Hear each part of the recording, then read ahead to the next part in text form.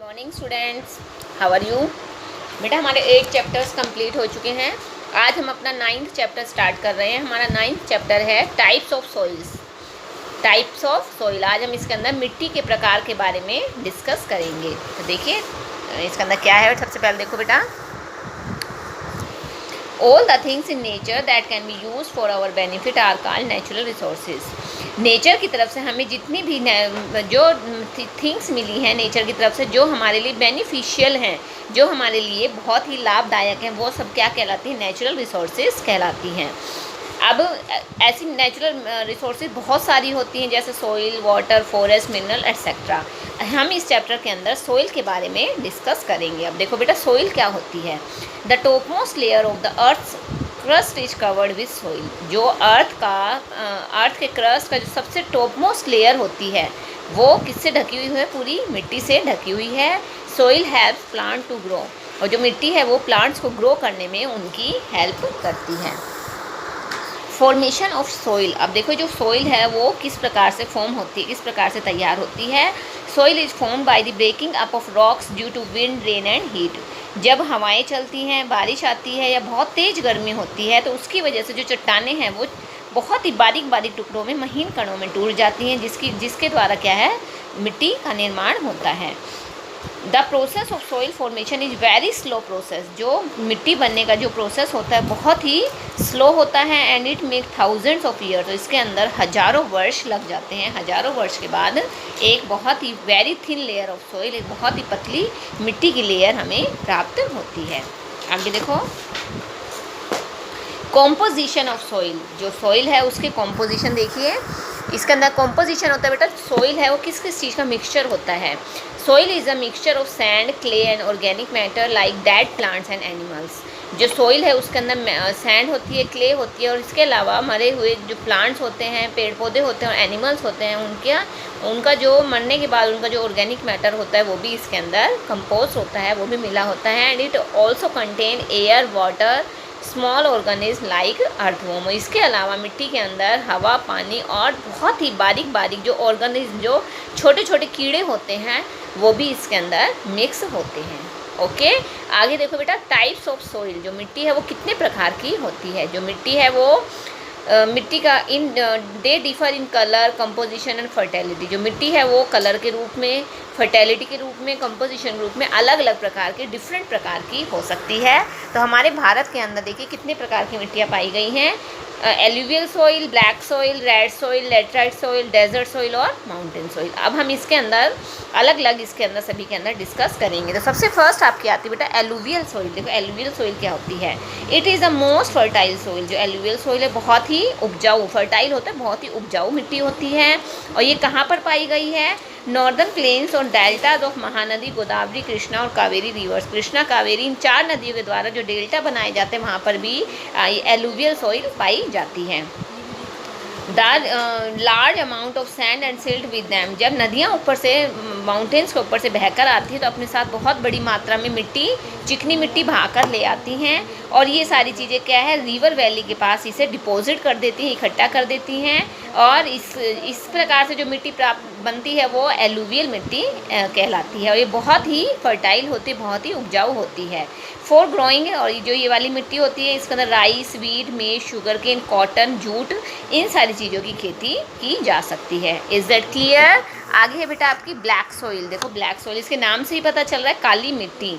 Black soil is also called black lava soil. इसे black lava soil भी कहा गया है क्योंकि it is made of lava rocks. यह लावा की चट्टानों से बनते हैं। और they found in Deccan plateau of region. ये डेक्कन प्लेटू रीजन के वहाँ आसपास एरियाज़ में पाया गया है। इसके अलावा दे found in Gujarat, Maharashtra, Madhya Pradesh etcetera. Is that clear? आगे देखो बेटा,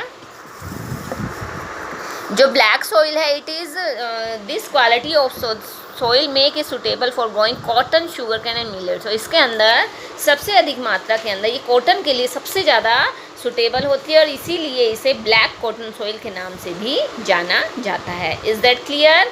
आगे है बेटा आपकी red soil. Red soil is formed from igneous rock. जो रेड सॉइल है वो आग्नेय चट्टानों से बनती है and it is found in Tamil Nadu and Karnataka. ये तमिलनाडु और कर्नाटका में पाई जाती है। एंड इसके अलावा महाराष्ट्र, उड़ीसा, झारखंड, मध्य प्रदेश, आंध्र प्रदेश में भी ये पाई गई है। और जो रेड सॉइल है, इसके नाम से ही पता है ये कलर में रेड होती है। और किस वजह से होती है? इसके अंदर बहुत अधिक मात्रा में आयरन ऑक्साइड होता है, जिस वजह से क्या है रेड कलर की पाई गई है। And it is not very fertile. यह ज़्यादा उपजाऊ नहीं होती है। इसके अंदर मैन्यूर्स और फर्टिलाइज़र डालकर इसे उपजाऊ बनाया जाता है। और इस मिट्टी के अंदर ग्राउंडनट, बाजरा, ज्वार, इन सब चीज़ों की इसके द्वारा खेती की जाती है। आगे बेटा लैटराइट सॉइल देखिए। Laterite soil, this soil is found in those areas where it rains heavily. जहाँ पर बहुत अधिक बारिश आती है वहाँ पर उन एरियाज़ में लैटराइट मिट्टी पाई गई है। This soil is red in colour. इसका भी कलर रेड होता है। और ये वेस्टर्न घाट, छोटा नागपुर प्लेट्यू और नॉर्दर्न ईस्टर्न स्टेट्स के अंदर पाई जाती है। यह भी बिल्कुल उपजाऊ नहीं होते, not very fertile.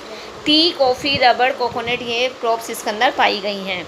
And this soil is also use for making bricks. और इस मिट्टी के द्वारा ईंटें, ब्रिक्स होती है बेटा, इस मिट्टी के द्वारा ईंट बनाई जाती है। लैटराइट मिट्टी से ही ईंटें बनाई जाती हैं। Is that clear? आगे बेटा डेजर्ट सॉइल देखिए। डेजर्ट सॉइल देखो। Desert soil is very poor in fertility. Desert soil जो डेजर्ट एरिया के अंदर, रेगिस्तान एरिया के अंदर जो मिट्टी पाई गई ये बिल्कुल भी उपजाऊ नहीं होती है।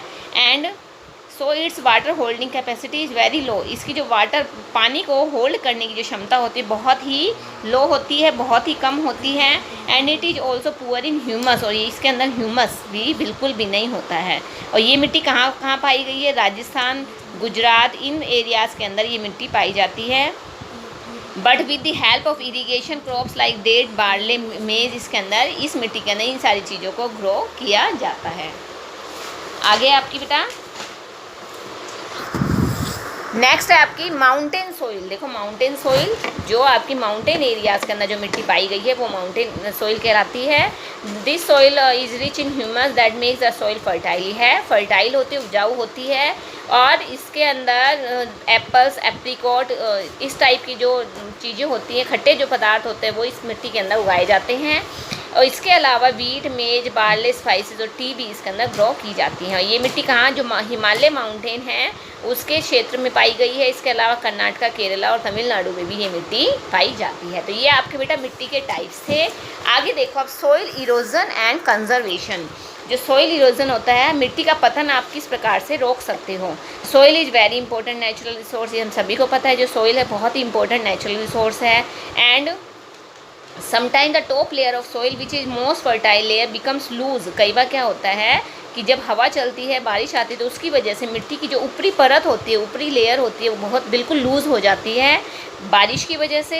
एंड और इस वजह से क्या होता है, जो मिट्टी है वो ऊपर की जो लेयर होती है वो बहकर पानी के साथ चली जाती है। और इसे ही सॉइल इरोजन कहा जाता है। तो इसको हम कैसे रोक सकते हैं? Cutting down of trees. The main reasons, जो सॉइल इरोजन है उसके मेन रीज़न क्या होते हैं? Cutting down of trees. पेड़ों की अधिक से अधिक कटाई करेंगे तो इससे क्या है, मिट्टी की परत ढीली पड़ जाती है। रॉन्ग फार्मिंग मेथड, फार्मिंग के मेथड गलत तरीके से यूज़ करेंगे तो भी। और ओवर ग्रेजिंग बाई एनिमल्स, या एनिमल जब बहुत ज़्यादा ओवर ग्रेज होता है, जब एनिमल्स घास वगैरह चरते हैं तो उनके मुंह से एक लार निकलती है। उसकी वजह से क्या है, मिट्टी की जो ऊपर वाली लेयर होती है वो लूज़ हो जाती है। इस वजह से भी सॉइल इरोजन होता है। Protecting soil from erosion is called soil conservation. मिट्टी का जो पतन जब हम उसे रोक लेते हैं, प्रोटेक्ट कर लेते हैं, उसे ही सॉइल कंजर्वेशन कहा जाता है, मिट्टी की रक्षा करना। तो वो उसके लिए क्या मेथड्स हम अपना सकते हैं? More and more planting trees. हमें ज़्यादा से ज़्यादा पेड़ लगाने चाहिए। Farmer should follow crop rotation. किसानों को क्रॉप रोटेशन यानी कि जब वो खेती करते हैं तो क्रॉप्स को रोटेट करते हुए, बदलते हुए उन्हें खेती करनी चाहिए। Over grazing of pasture lands by animal should be stopped. पशुओं को जो ओवर ग्रेजिंग करते हैं पशु, ऐसे एरियाज़ में उन्हें नहीं ले जाना चाहिए, उसे स्टॉप कर देना चाहिए, उसे रोकना चाहिए, ताकि मिट्टी का इरोजन को हम रोक सकें। तो बेटा ये आपका चैप्टर था, ये आपका चैप्टर कंप्लीट हो गया है। इसमें किसी भी प्रकार की कोई भी प्रॉब्लम हो तो आप मुझसे डिस्कस करोगे। कोई प्रॉब्लम है तो आप इसको अच्छे से इस वीडियो को आप देखोगे, अंडरस्टैंड करोगे। अगर समझ में नहीं आता है तो आप मेरे साथ डिस्कस करोगे। Okay, thank you.